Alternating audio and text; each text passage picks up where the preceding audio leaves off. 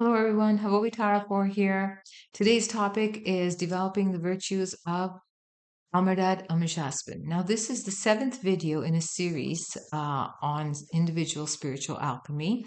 I'll put all the links below in case you haven't seen the other videos. Do watch them in proper sequence so that you get a good idea of where we are now, because this is the seventh video, and so far, we have covered Aspamdamardam Ameshaspand and all the others. But before I get into that, very quickly again, what is spiritual alchemy? It's the conversion or transformation of your character into one that is from basic human character, which has both good and evil and good and bad, um, to one that is more pious, more saintly, and then into divine.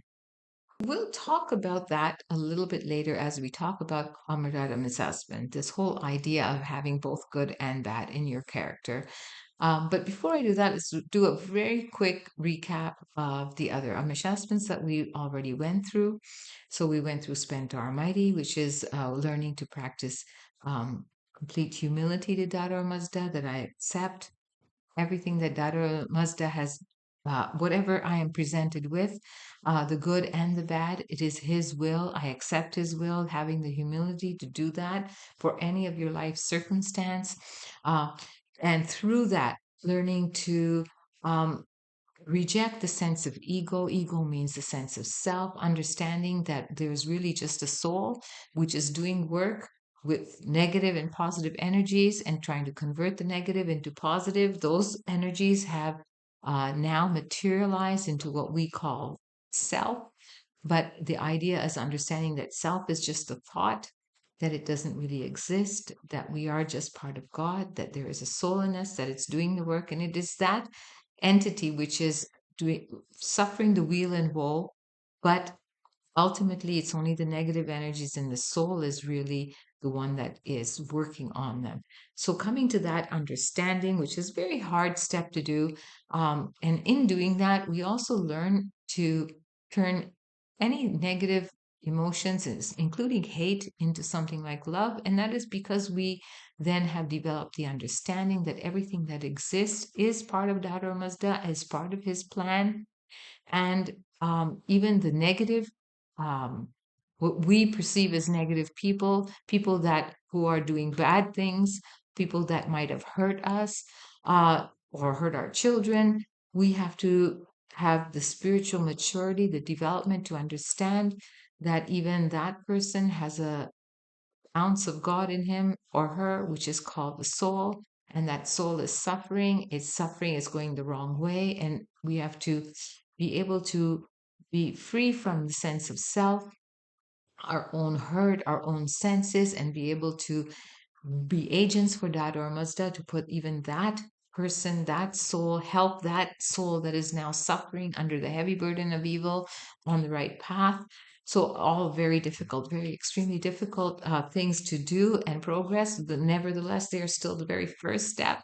After that, I'm going to put that chart back up for you so you can look at it. Um, After that, we are it's not after. We actually, it's this very spiraling thing. We get a little bit of each of the qualities of each of the suspends as we go and as we progress, but then we revisit them all the time, and our qualities or our virtues increase as we keep spiraling round and round through each of those suspends again and again through life.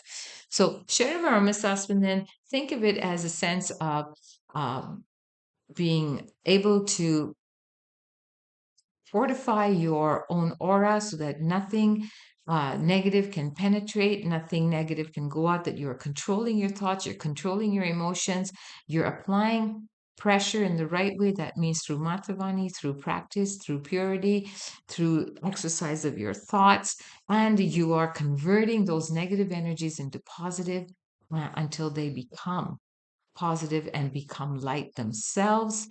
um, And so that whole development, now we've gone through that, and we've also talked about Ameshaspand, which is really the laws of Asha that are working in the entire universe, the whole idea of centripetal and centrifugal forces, the idea that in nature, all the negative forces are being pushed away from the center of Dharma Mazda, from the heavens, and have now condensed and materialized, just as we condense water, condense air, and it becomes liquid. Similarly, we've condensed those dark energies, and now on this material world, they have become matter and become everything that we see, including ourselves.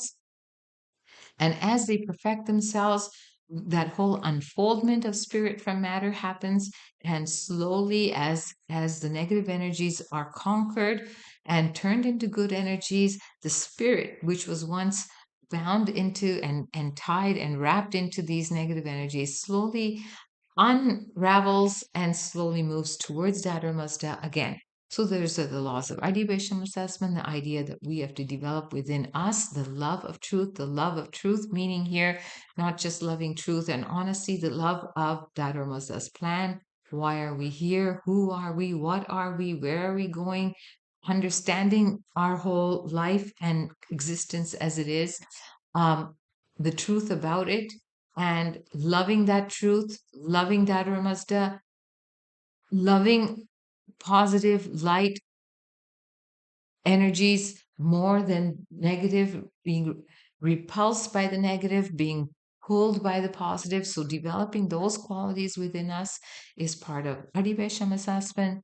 We moved to Ameshaspand, and we saw here that we are mistakenly calling our own mind the good mind, which is not the case. We are on this earth, we are in physical bodies because our minds are still bound by negative thoughts, negative desires, negative emotions. They are imperfect, and we have come down to perfect those negative energies. And in perfecting them, how do we do it? We do it by perfecting our aura, perfecting our controlling our thoughts, loving truth, and very slowly creating an environment in this vessel that we call self, creating an environment in this vessel that we call self that is free of conflict, free of opposition. There is no more battle between good and evil. Now the evil has sort of gone down on its knees and is actually begging our soul to take charge of this vessel, to be the captain of this vessel, to do with this vessel as our soul pleases, to do Dharma's work, and um, we are we are sort of relinquishing all of our rights, not rights, but all of our thoughts of self, of hurt, of emotion, of anything. And we're just surrendering it all to our soul and saying, you take charge. So after that, the soul is doing God's work here with our bodies. Our bodies are vessels for his work. And similar to an island that is encircled by an ocean, we are very much like that. We are very much islands in the ocean of Dharma Mazda's love. He has surrounded us with his love. That is Kordadam assessment. He has surrounded us with his love. He's providing us with the right food for ourselves, but also for our souls at the right time. And he is developing within us a desire to be just one with that ocean, to no longer be the island, to be the water in that ocean, to be the bucket of water that is thrown into the ocean, and it is uh, not, it is indistinguishable from the rest of the ocean. So that desire, building that devotion in us to be one with Dharma Mazda, to flow towards Dharma Mazda, to not have uh, desires and wants that are bound to the material world, to be only bound to moving towards Dadur Mazda. So creating all these emotions in us, and in that we have come to a state. If we ever come to a state of Kordadam assessment, then we have perfected our character. We have perfected. There is no more negative in us. The soul has taken charge. And now we are just waiting for Dharma to do his work, to wash away this island, to finally release us from these bodies, to free us from our karmic debt. Free us means we have to obviously um, repay our karmic debt. We do have to pay it, but the idea is that we have not built any further debt, and we're moving towards that perfection of character. So now we are looking at Amardad and Ameshaspand. So usually Amardad and Cordad go together. Cordad is like the oceans. Amardad is can be compared to a tree, or it can be compared to the rivers that lead to the ocean. So just like in your body, you have blood, but the blood cannot reach every cell unless it has veins. And it's the Cordad and Amardad. So Amardad could be the veins in your body, and Cordad could be the flow, the ocean that's flowing and reaching every speck of your body to provide nutrition at the right time in the right place. So here Cordad and Amardad work together, but there is a slight difference. Now Amardad Hamisaspan has the part of creation called the vegetable kingdom. And why is it according to the qualities or the virtues of Amardad Hamisaspan? Because it's imparting long life and immortality. Now here we are still not free from the sense of self. And I mean, today, as we speak uh, and as we listen, we're not free from the sense of self. So to us, immortality means, oh, that I'm going to live and I'm going to live. This body, I'm going to live forever, which is incorrect, right? Because the body is full of positive and negative energies. And the body is what is being alchemized.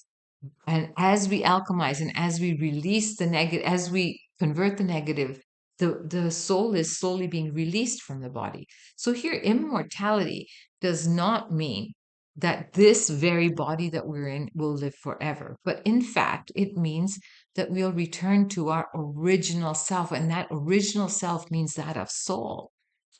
That of soul not having to take life not having to take a rebirth all the time. Because right now, what's happening is we live, we create positive and negative karma, we die, we go up to Chinwat.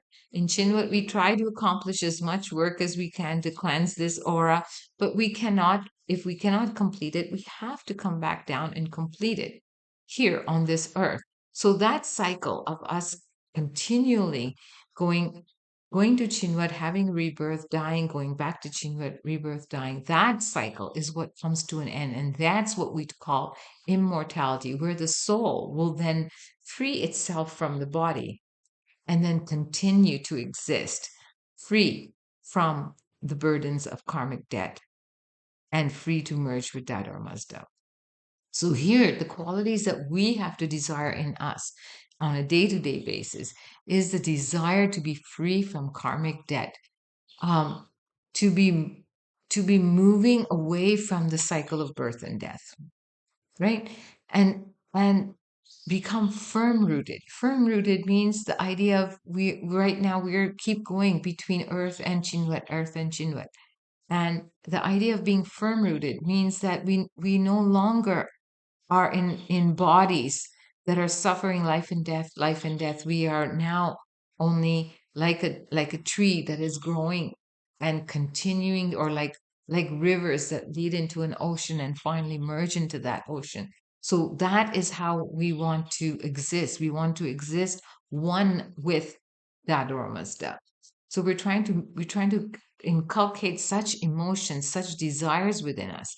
So when somebody does something wrong to us, we should think, well, maybe I deserved it, or maybe I owed it to this person if that person took something from, we have to change the way we think. We have to release our karmic debt. And we have to say, okay, somebody said something nasty to me. Maybe at some point I had done the same to that person. And so let it go and just assume that it's done. It's one debt paid, one more step forward towards Dada Mazda. Somebody steals something from you. I'm not saying that stealing is right, but in our minds, the idea of kaine, it's okay. Maybe I owed it to him. God only knows the pluses and minuses. He's the accountant, not me. So, those kind of thoughts we have to sort of develop in our minds. So if you continue to look at the chart here, um, firm rooted, and if you're looking at it in the sense of a tree, firm rooted and unbending in virtue. That is so amazing, right? So if you look at a huge tree, and no matter how much wind comes its way, yeah, the leaves will rustle a bit, but that trunk is unbending. So just we bend to the winds of time, right? We difficulty comes our way and we're like, oh my God, and suddenly all our virtues that we thought we had developed are all under question because now suddenly we're angry, we're hateful, we're sad, we're something. And then suddenly something good comes our way, and then we forget about God and we think life is just great. And why do I need to pray? And why do I need to do these things? So we still move and bend with the winds of time and the tides of time. So here, the idea is to be strong, full of virtue, unbending, good and bad. Your virtue should remain constant. Your virtue should remain um, unbending. Simply put, unbending in virtue. And then we have next year is showing bearing only fruits of good deeds, everlasting, ever growing, evergreen, upward reaching immortality and salvation. So if you can imagine um, a tree bears fruits. Say it's an apple tree. So a tree is growing and it's bearing fruits, and sometimes the fruits fall down and they are ravaged by time. Sometimes the fruits will grow into other fruit trees. That's like that's where we have to be. Like we have to accept that it doesn't matter. We are doing the good. God will do the rest. We have only to have positive. The apple tree does not make sour things, and we could make sour apples, but negative things. So here, what we're trying to say is bear only positive karma, positive deeds. Don't worry about if you did something good and somebody uh, took it badly or misused you, or you're nice to somebody, they're nasty to you. All these things should not bother us. We have only to think that we're like this tree that is only bearing fruits, positive crop. If some crop fall into the wrong hands, if some crop fall and become another beautiful fruit trees, so be it. So it is the will of Dad or Mazda.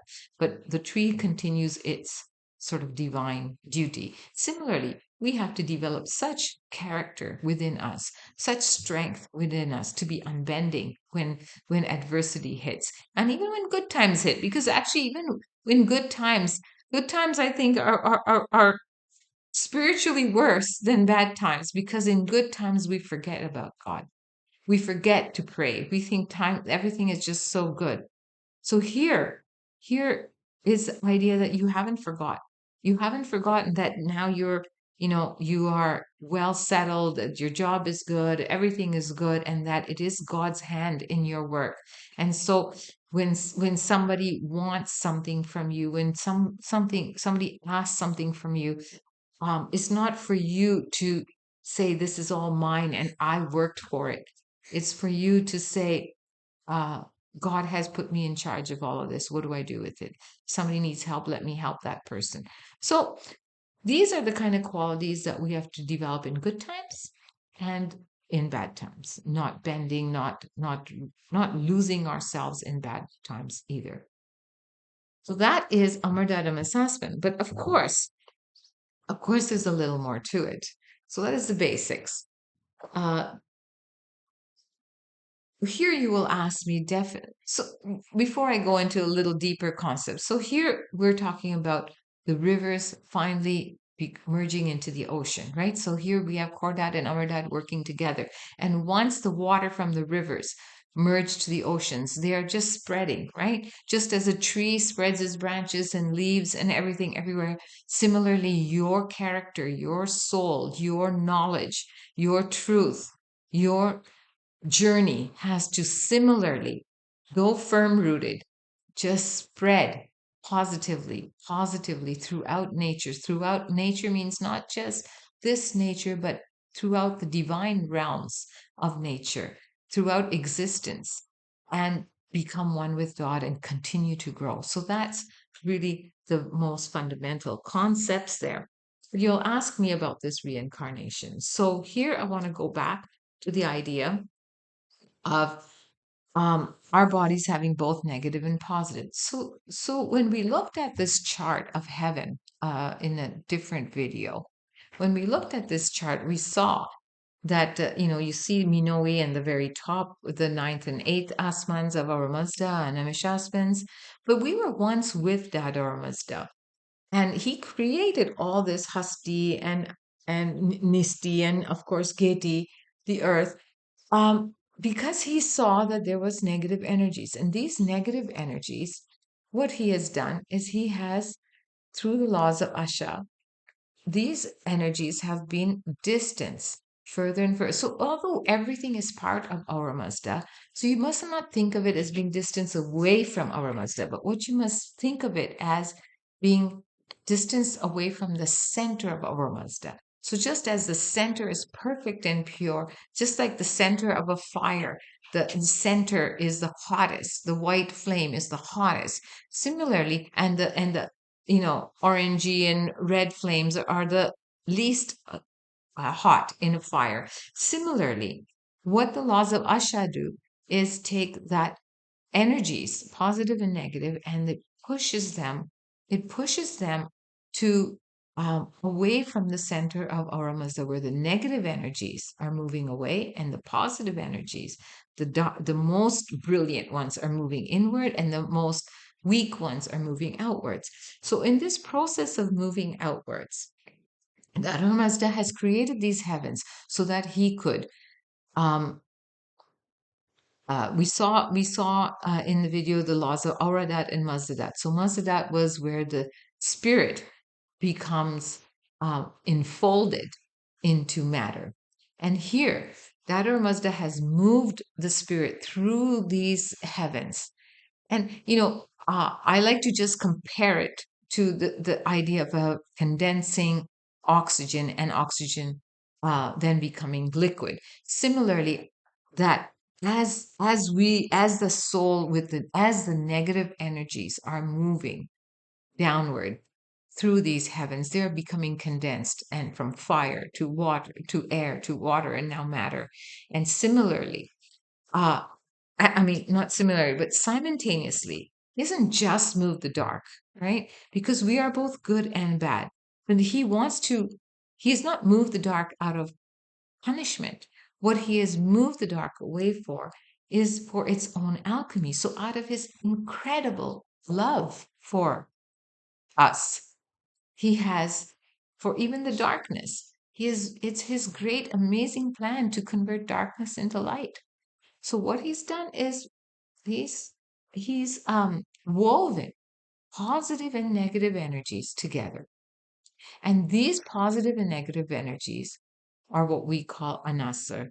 Anasar is your spiritual DNA, that spiritual existence that then condenses and becomes matter. So that spiritual DNA, which has been woven into, or how would you say, enfolded into matter, we are here on earth to rectify that.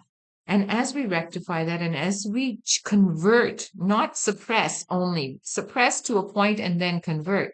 So as we convert those energies, then that spirit is slowly being again released from the matter and again free to move back up to Waistad or Mazda. So here we see that, therefore, that our bodies are have both the laws of Asha, which are the good energies within us. That's the good matter, good elements that are woven into matter, and the laws of Akka, which is the opposite of good. So both are woven together, and they're woven together until finally the Akka elements are converted into Asha elements. Okay, so here we have the existence of when we go back, when we shed our bodies, and if our character hasn't perfected, if our negative energies have not been fully converted into positive energies, then We will definitely go up through these Dakyus. We'll go to Upayri Dakyu. Upayri Dakyuma. In Upayri Dakyu, there is what we call a place called Chinwa. Now, these are all realms of existence. Okay. So in this realm of existence, so one realm is that um of Chinwat, where our souls go. And our souls will go there after we pass away and stay there for some maybe thousands of years until we are able to cleanse that energy that was woven into matter. But if we're not able to do it, if we're not able to accomplish this perfection at that stage, then we have to take a rebirth. So here we see that there's laws of Tan Asak, which is what we are. We are full of still, Tan means body and Asak means negative, still having negative energies within us, and Tan Pasin.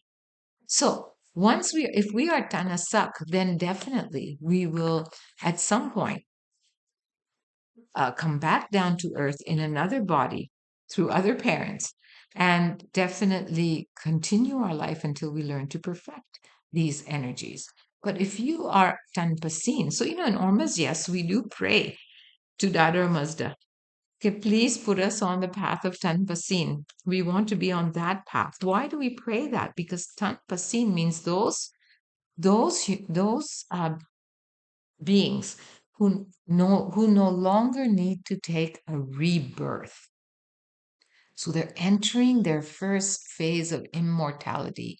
Immortality means that you don't have to have birth and death, birth and death. Now the soul is just moving. It's not one with Dad or Mazda yet, but it's just moving slowly in that process, and it does not have to return back to earth in a physical body. So that is Tanpasin. So um, now, as the soul moves through, I show you on this chart here, as the soul moves in Upaidakyu, when it gets to the top of Upaidakyu, the soul will actually judge itself again. It will look at its care, whatever that vessel that it traveled to earth in, and it will decide for itself whether it is now actually going to suffer real, the death of that and move forward in a Tanpasin state, in a state where it no longer has to take a rebirth. So if it does that, then that is called Tanpasin, and that is what we are hoping for when we are hoping for this immortality, this Amardad Ameshaspand. We're hoping to first get to that stage because right now we're still Tanasak. We still have bodies that are both full of positive and negative energies. Now, so once the soul decides that no, I don't have to take a rebirth, and I do have to. The soul judges itself. That's the true judgment day.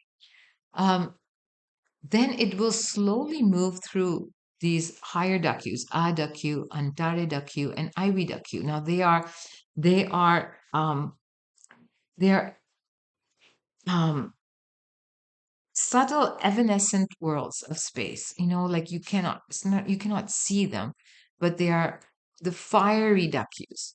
There are different grades of energy there, and as the soul progresses, just like we progress through earth and we progress through paridakyu to reach the top, to have our final judgment whether we can move forward or not, we will then slowly uh pass through these fiery dakyus and continue our journey. What do we know about that journey? Um, Not too much, but a lot of these very advanced souls who we name in our satum, these souls are the ones that are traveling through these dakyus, and they are attaining higher and higher grades of being one of not being one with Dharma Mazda, but they're attaining higher grades of their soul advancements on that 27 stages of soul advancement. So they're going through there. And when we reach the top of Iveda Q, there we are hopefully, so every human being has a counterpart soul. And don't mistake that with your own husband, wife, partner right now. It is not that. It is when it is a kind of at the time of creation, there was, to make it short and simple, there was a soul division. It's a very simple and very it's almost misleading, but let's just say there's a bifurcation of a soul. And that bifurcation, in that bifurcation, one is male soul and one is a female soul. So at the top of that IVW, um, hopefully our perfected half is waiting there for us, ready to merge again into one perfect soul. If our other half is not there, then we will wait there until the other half of our soul comes. And only then, when that other half comes, then the two souls will merge with the permission of Zartos Pegamer. And when that soul merges, that concept is called Keetwodat. So, um, not not really, very much misunderstood in academic studies as incest. No, because it's like brother to brother, brother sister. It's not like that. It means that your other half of your own soul, the very fact that you were bifurcated, is what that positive, negative energies have transcended throughout the other Dakyus and into Earth that attract us to things, attract us to people or animals or anything. When I say animals, don't get me wrong, just that attraction, that sense of attraction is there because these two things are separated and there's a basic attraction and they're trying to rejoin again. So the whole world, the whole creation working on that movement of joining back to its original existence as a whole soul. And so that process of Kethoda, joining back with your counterpart soul, in that process, then that soul, once it reaches that top of IVW, and if by its good luck and good fortune, its gate or that soul is waiting for it, and they are able to merge, then that soul will at that point become a Magawan soul. So hence, they say that Magaos are asexual because the soul is there's not a male and female soul. It is just a soul, one perfect human being. So, but not yeah, one perfect soul. Let's just say that is the Magawan soul is one perfect spiritual entity. Then the soul will continue through these asmans here. And you see the next area is Ata Shaminokarko. Wow. So here, this fiery orb, which is often referred to as the stage of passing through molten metal. So here it really means that it's not fiery in the sense that we know fire, right? It's spiritual energy. So basically, you cannot enter that unless you have reached the same gradation of energy, right? That energy has to be like to like in order for you to move through it and come out on the other end. So here, as the soul from Geti, from the earth, sheds the body and moves to Paridakyu, it is now it's without its physical elements, right? It's without Geta, Tanu, and Azdabish. Now it's only got its cap and all its thoughts and deeds all floating around it, and its divine elements. So here, as that soul progresses, it becomes more and more luminous. And here, if it progresses through Agdasha Minukarko, then that moment, what some people call firing through, I mean, passing through molten metal and that is called Frashogard. This is the Frashogard that we are speaking about. The idea of once become Magawan, perfected, uh, becoming that gradation of energy, that gradation of light of Ataseminokarko in order to pass through Ataseminokarko, because after that we go straight into the divine existence, the uh, the existence that is no longer mortal, because below that they are mortal. Nisti is still a mortal existence. It'll still all go away one day. Then we go into the immortal existence of Hasti. And so we have to be that divine and that perfect to pass through that. And that point, that is called Frashogard, the final renovation of the soul. So it's not renovation of a human being as a being. Obviously, that would be just um, incorrect when you're looking at the philosophy of joining once again with that Dharmasta. So the idea is that we finally shed the negative, shed that elements that caused us to take on a physical body and become perfected pure light and move through. And that ultimately leading to the renovation of your soul at Frashokirti through the molten metal or Ataseminokarko. After that, as the soul continues, then it merges the soul. Remember, we showed you three. I'll put that diagram back up.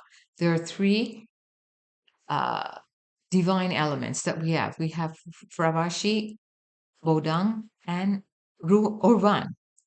Now we've lost the body already. The body is now, we've shed the body. And by the time we move through Atasamino we've also shed this care, right? Because now there's no more negative energies, negative anything in there. All our thoughts, words, and deeds are perfected. We've passed through this molten metal and become once again renovated, perfect to be one with Dadarumazda or move in that direction. So once we reach this height, Atasamino at the top of that, then our soul actually merges with our bodang, which is divine intelligence. And hence, the soul is now free from the body, from its care, and now merges into its blissful counterpart, divine intelligence, bodang. So that until that point, that is called, when it merges with its bodang, when the soul merges with divine intelligence, divine truth, then the soul has attained its Frashogard, but its journey has not ended yet. So the next part of this journey we will talk about when we talk about Ameshaspand. I hope that this was interesting. I know that there's a lot of questions that you must have, but it's just a way of showing you that extremely long journey we're going through, and perhaps also answering some of your questions. Is there reincarnation? Is there not? Is there renovation? Well, yes, there is yes to every one of those questions. Yes, there is reincarnation if you are Tanasik, Tanasak. You will still reincarnate until you become Tanpasin, means body that is perfected, pure. Then you will not reincarnate and you will move upward. Is there uh, Frashogard? Is there joining with is there is there going through the molten metal? Well, yes, but first you have to go through Keethodat. You have to become Magao Sahib. You have to perfect yourself to and be at that radiance of Atasamino Karko, which separates heaven from all the immortal of separates the immortal worlds from the mortal worlds. And once you do that, then you have your soul renovation, which is called Frashokirti, individual renovation. And then you're finally, as you move, your soul joins with its one up counterpart, which is Bodang, was perfect divine knowledge. So you can think of Bodang and the soul, or Urvan, as twins, like twin brothers. And at some point, in order to go backwards in time, back to Dharmas, at some point, those twins again become one. And so that process of joining back to your higher component is always there in our religion. And there's many, many places where this Keet Wodat happens. And that is another point of Keet Wodat, right? When your soul finally merges with its higher component, which is Bodang. Now we still have a bit of a journey to go. We'll talk about that when we talk about Ormism assessment. I do hope you enjoyed this video, and do join us again for the next. And final video on this topic. I have left the links for the other videos down below. Please do watch them if you haven't, especially the first one on Spenta Armidi, because it really tells you the very first stages that we have to go through to develop some divine qualities and change our character. Um, I guess that's it for now, and hope to see you in on our next video. Thanks for now. Bye bye.